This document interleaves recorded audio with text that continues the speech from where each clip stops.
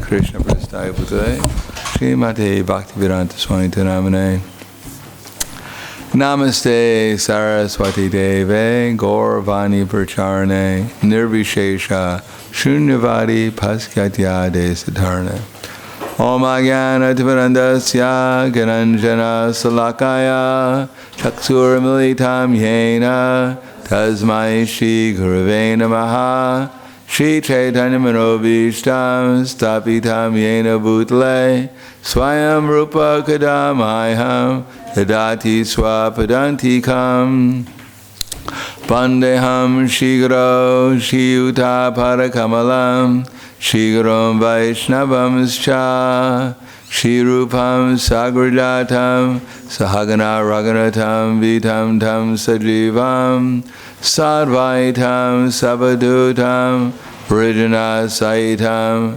Krishna Chaitanya Devam Shri Radha Krishna Padan Sahagana Lalita Shri Visakan Svitamscha Hey Krishna Karna Sindho Dinabandho Jagatpate Gopesha Gopika Kanta Radha Kanta Namostute Tapta Kanchana Gaurangi Radhe Vrindavaneshwari Prashubhanu Siddhadevi Pranamami Hari Priye Panchakalpa Turvyascha Kripa Sindhubhyevacha Patiranam Bhavanebhyo Vaishnavebhyo Namo Namaha Shri Krishna Chaitanya Pranitananda Shadvaita Gadadhar Shivasadi Gaur Bhaktivinoda Hare Krishna Krishna Krishna Hare Hare Hare Rama Rama Rama Hare Hare Om Namo Bhagavate Vasudevaya Om Namo Bhagavate Vasudevaya Om Namo Bhagavate Vasudevaya Srimad Bhagavatam, Canto 5, Chapter 19, The Island of Jambudvip, Text number 8. Suro Vapyata Varnaro Narha Sarvatmana Yak Sankritan Gyam Uttamam Pajeta Ramam Manujakritim Harim Yautran Annayat Kaushalan Divam Iti Suro Vapyata Varnaro Nara Sarvatmana Yak Sukritangyam Uttamam Pajeta Ramam Manu Jakritim Harim Ya Uttaran Annayat Kaushalan Divamiti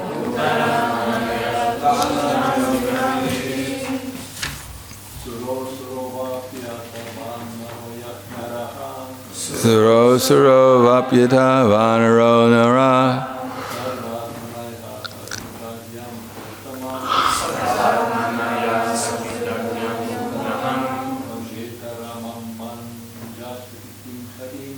Vajeta Rama Manu Jakritim Harim Ya Uttaran Annayat Kaushalan Divamiti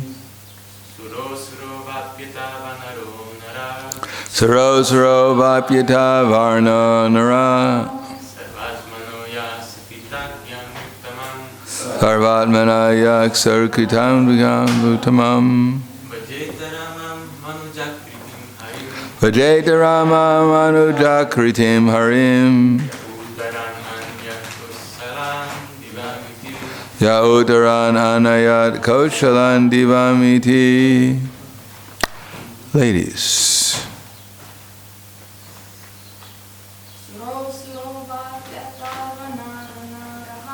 Suro Suro Vapyata Varnaro Nara Sarvadmana Yak Sukritam Gam Atmam Chetarama Manujakritim Harim Yautaran Anyayat Koshalan Divamiti. Sura, demigod. Asura, demon. Va'api, or. Ata, therefore. Va, or. Anara, other than a human being. Bird, beast, animal, and so on. Naraha, a human being. Sarva Atmana, wholeheartedly. Yahu, Sukritangyam, easily made grateful. Uttamam, most highly elevated. Bhajeta, should worship. Ramam, Lord Ramachandra. Manuja Akritim, appearing as a human being. Harim, the Supreme Personality of Godhead. Yahu, Uttaran, of northern India. Anayat, brought back. Koshalan, the inhabitants of Koshala Desha. Ayodhya, Devam, to the spiritual world. Vaikuntha, I guess that's the spiritual world. Vaikuntha. Iti, thus. Translation and purport by His Divine Grace, A.C. Bhaktivedanta Swami Srila Prabhupada. Thereafter, whether one is a demigod or a demon, a man or a creature other than man, such as a beast or a bird, everyone should worship Lord Ramachandra, the Supreme Personality of Godhead, who appears on this earth just like a human being. There is no need of great austerities or penances to worship the Lord, for He accepts even a small service offered by His devotee. Thus He is satisfied, and as soon as He is satisfied, the devotee is successful. Indeed, Lord Ramachandra brought all the devotees of Ayodhya back home, back to Godhead, Vaikuntha. Purport. Lord Sri Ramachandra is so kind and merciful to His devotees that He is very easily satisfied by a little service rendered by anyone, human or not. This is the special advantage of worshipping Lord Ramachandra. And there is the same advantage in worshipping Lord Sri Chaitanya Mahaprabhu. Lord Krišna and Lord Ramachandra, in the manner of Kshatriyas, sometimes showed their mercy by killing asuras. But Lord Sri Chaitanya Mahaprabhu awarded love of God without difficulty even to the asuras.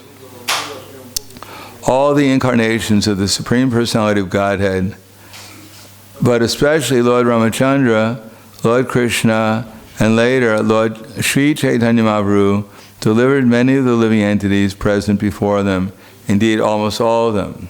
Sri Chaitanya Mahaprabhu is therefore represented in the six-armed form of Shad Bhuja Murti, which is a combination of Lord Ramachandra, Lord Krišna, and Lord Sri Chaitanya Mahaprabhu. The best purpose of human life can be fulfilled by worshipping the Shad Bhuja Murti, the form of the Lord with six arms. 2 arms of Lord Ramachandra, 2 arms of Lord Krišna, and 2 arms of Sri Chaitanya Mahaprabhu. Namo Vishnu Padaya Krishna Prasthaya Bhutaya Srimate Bhaktivedanta Swami Namane Namaste Sarasvatundeve Gauravani Pracharne Nirvishesha Srinivadi Paskatyade Satarne.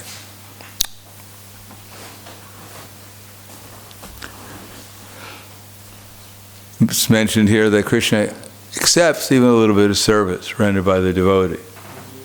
Indeed, aspiring devotees, or even devotees, they can only render a little service. After all, if Krishna is the source of both the material and the spiritual worlds, which is beyond our comprehension, how much service can we actually offer to him? When Prabhupada was installing Rukmini Dwarkadish in Los Angeles, there's Rukmini Dwarkanath, and actually it was Rukmini Dwarkanath, which are the small deities in Los Angeles, or Radha and Krishna. He was explained at the end that Krishna actually doesn't need our fruity halava. Especially back then, they made halava and they used to put raisins in it, and that was especially opulent. But not that, because we're putting raisins in the halava, Krishna has to accept it, because he's so lusty for raisins. He said, it's not that you're giving your fruity halava. And then he began to talk about one devotee, Vangsivat, who is a great devotee who worshipped his deities in a parental affection. Sometimes he used to chastise his deities, and when they were naughty, he used to throw them into the Ganges to chastise them. I mean, he had a rope so they didn't drown. But then probably he switched it to Sanatana Goswami. He said just like Sanatana Goswami, he was hanging Madan Mohan within a tree. Madan Mohan was in the house of one Brahmin, I may not pronounce his name properly, Chobi or something like Chobi. And Chobi had a number of children, of which the deity, Madan Mohan, which sometimes would be on his altar and sometimes would be playing his children outside, was considered one of them. Of course, this seems inconceivable to us. We wouldn't expect the Panchatattva to come off the altar and dance with us during kirtan, no matter how ecstatic it might become.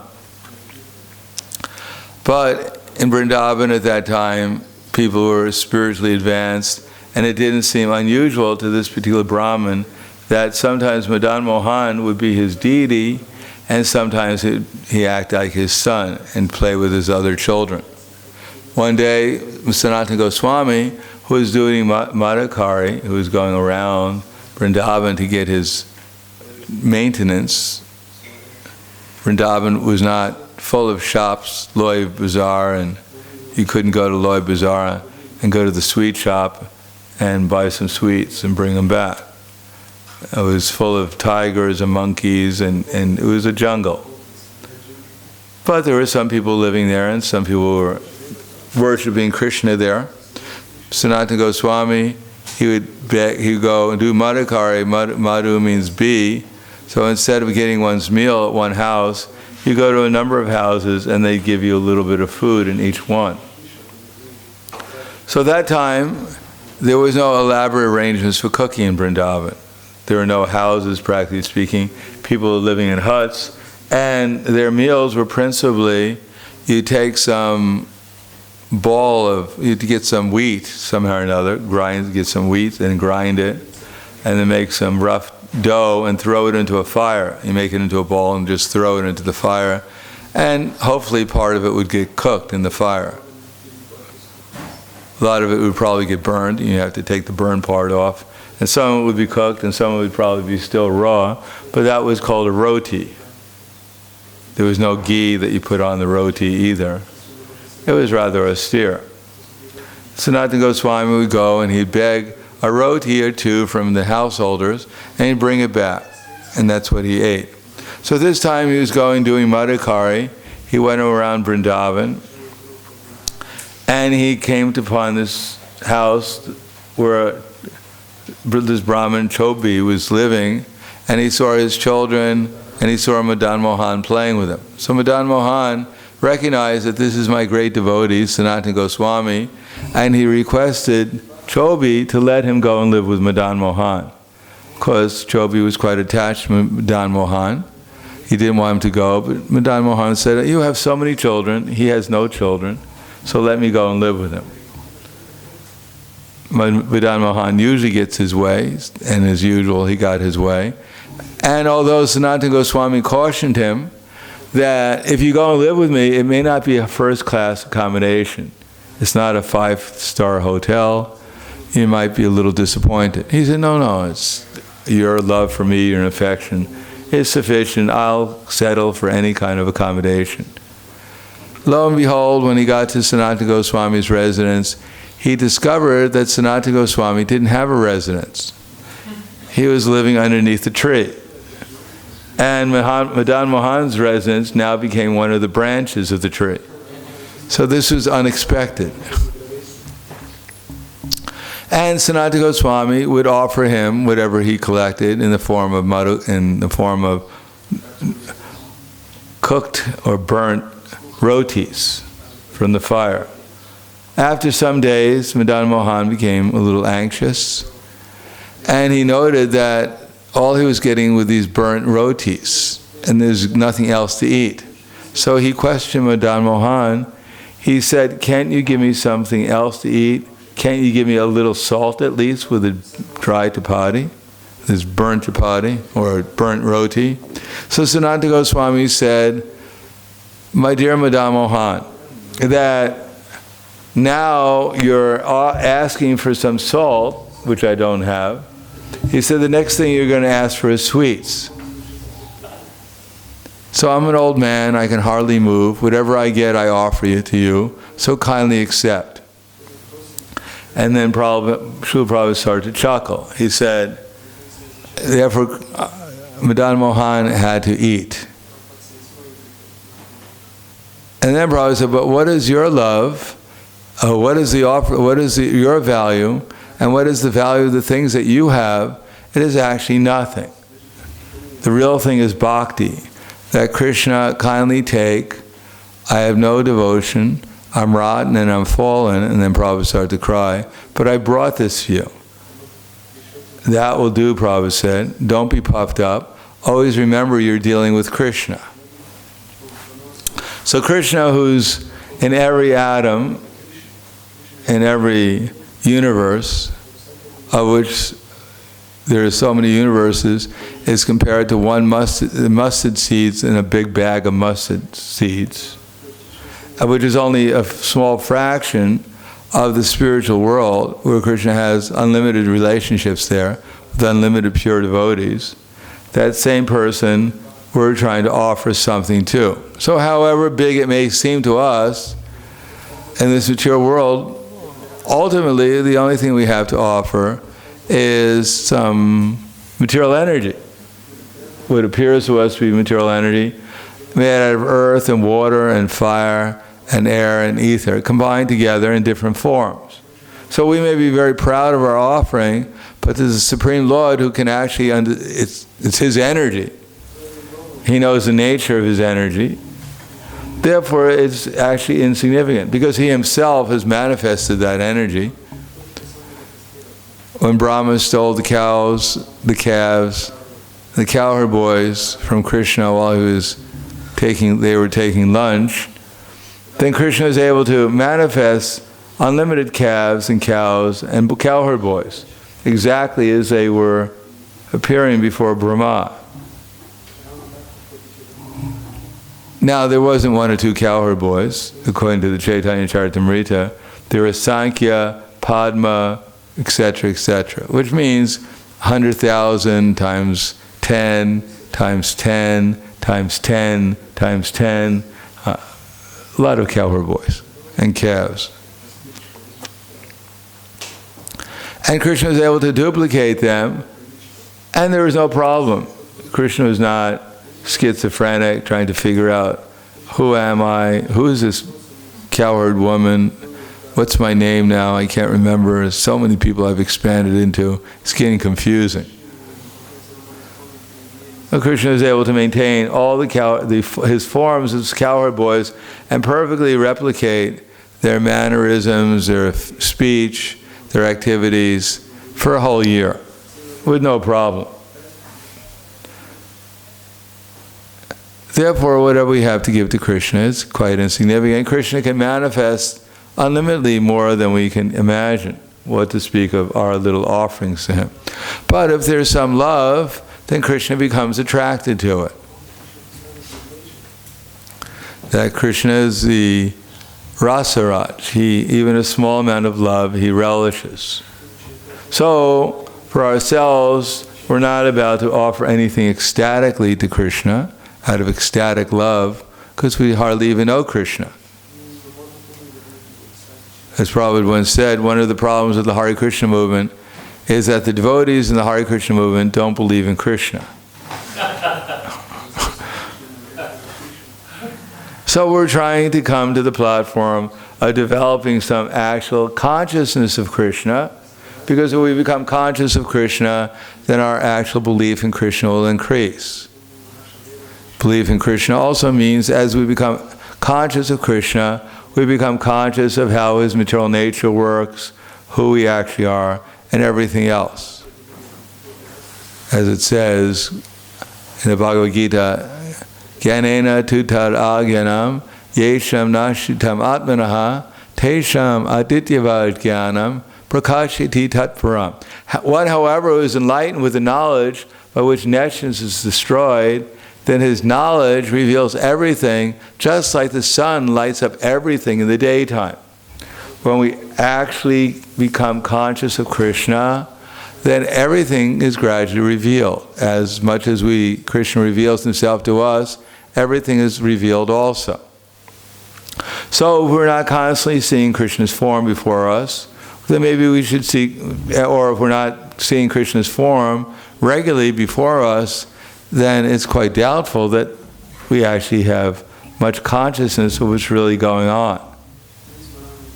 We're not perhaps even very much conscious of ourselves as a spiritual being, what to speak of the Supreme Spiritual Being. Still, if we follow the directions that Krishna has given us through his bona fide representatives, then the result is we begin to at least do what's authorized by Krishna. And then the second thing is if we do it with care and attention means, and care, we do it very nicely to the best of our ability in a way that's pleasing to Krishna, and we pay attention. We don't divert our minds to other subjects. So this is quite difficult. Our false egos are quite strong to such an extent we're not even aware it's my false ego that's directing me. We think it's we identify ourselves with our false ego because we're not very conscious of our real selves, therefore we have to accept some self. But if we find out what the authorized activity is, and it's not so difficult, just like the devotees here are going on Padayatra chanting Hare Krishna. We don't have to every day before we go out look up in the scripture and find out whether this is an authorized activity or not. Before we hand someone a book, we don't have to take out the book and read, is it all right I'm giving you this book? Yeah, it looks like it's all right. Oh, I should ask you for a donation too. Can you give a donation? There are some activities which are quite obvious that we should be doing. What to speak of their authorized activities, they're activities that our acharyas and Krishna are greatly pleased by our doing them. Others may require some investigation to discern whether or not these are actually to be utilized in Krishna's service or not. On the other hand, just by doing things in Krishna's service, we should also do it with attention. Not that we're mixed up with our motivations and therefore I'm an anxiety doing my service because I don't know what the future will be, therefore so many thoughts are going through my mind about the future, so much lamentation about the past. But so this is not giving us an opportunity to actually do it for Krishna, to focus our mind upon Krishna, and therefore actually to become Krishna conscious while we're doing our devotional service. Devotional service is an opportunity for us to focus our mind more on Krishna. The more devotionally our service is, the more easily our mind can be focused on Krishna. Just like we go out and chant, it's not that in itself we should just think, well, I'm out here, I'm doing the best service possible, and I can do whatever with my mind, what I want. No, we should actually avoid window shopping, for instance, trying to see what Krishna is going to give me for my birthday. No, we should just, even if we look at the windows, we should see them in relation to Krishna. That Krishna has manifested these stores, he's put these people here to come to the stores so they can hear the holy name. And we should also hear the holy name. Then there's an opportunity of actually remembering Krishna, feeling his presence, and when we feel Krishna's presence, then because Krishna's presence is that of unalloyed love, and his devotees have unalloyed devotion and love for him, therefore when we feel that, then we can feel something of our unalloyed love and devotion. Just like when we're conscious of these bodies, then our consciousness to different degrees, according to the mode of nature, becomes dull. And we feel what the mode of nature is. So our nature is to take on the nature of whatever we're conscious of. If we're conscious of the material nature, we'll take on one of the three modes. And if we're conscious of the spiritual nature, then our consciousness will manifest itself of the spiritual nature, which is the nature of bliss and knowledge eternally or steadily. Just like if you put a spark in the fire, then it'll glow in the fire. If you put it outside the fire, then it's going to get weaker. It's not going to glow like it would be in the fire. So our nature is to be full of bliss, full of knowledge eternally. That bliss is a manifestation of our love for Krishna, because Krishna is the full manifestation of blissful love.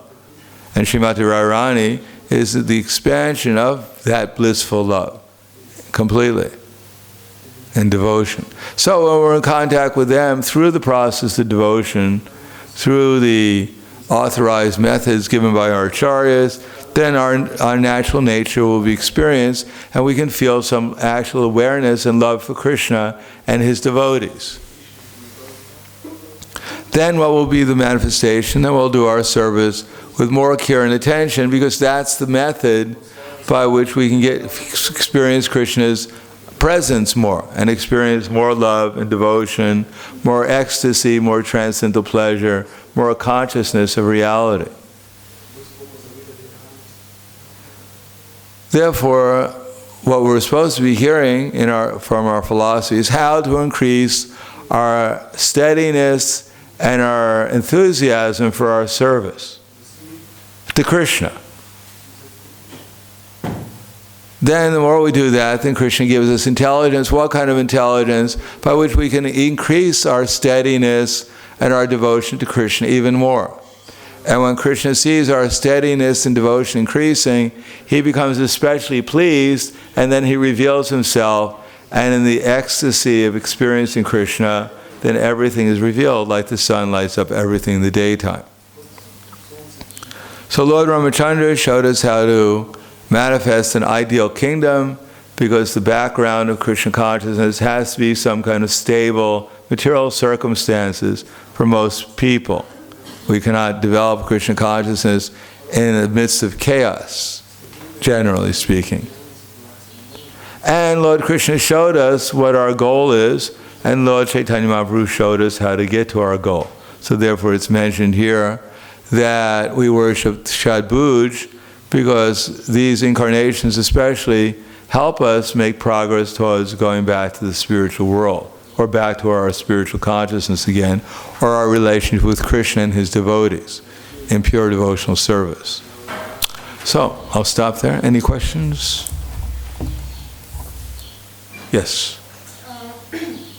How can we see, like, outside job or studying university like a service and to have a positive attitude?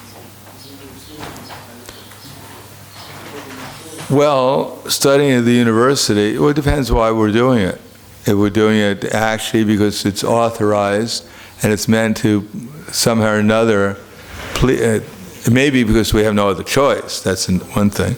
And we try to dovetail our activities with Krishna's service, or we're actually doing it to please Krishna and dedicating the results to Krishna from our work, then it's much easier to see how it's related to Krishna.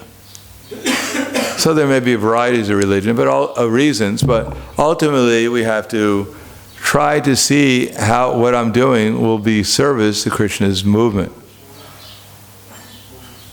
in some way or another, and give the practical results, and not think myself to be a student or this work.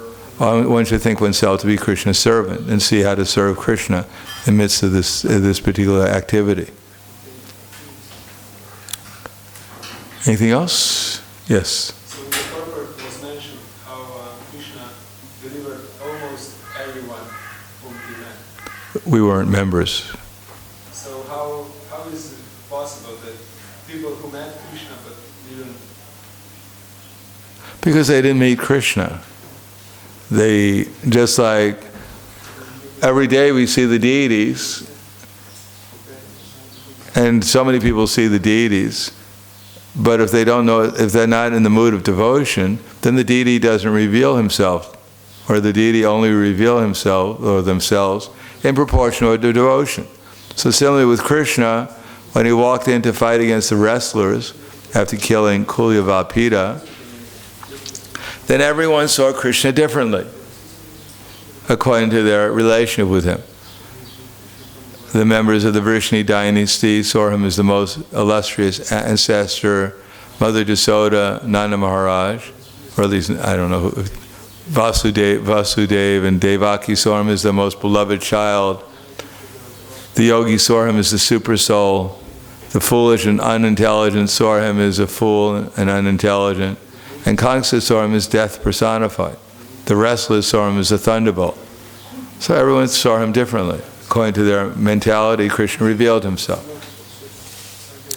Or as Krishna says, Naham prakasha sarvasha yogamaya samavrita mudoyam navidananti lokoyam ajam abhyam. I am never manifested to the foolish and unintelligent.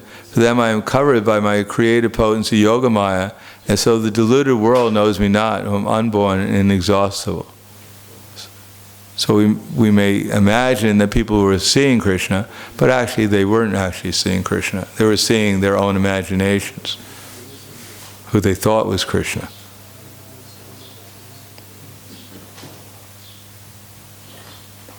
Anything else? Okay, thank you very much. Grantharaj Srimad Bhagavatam Ki Jai, Srila Prabhupada Ki Jai, Gaur Premanande Haribo.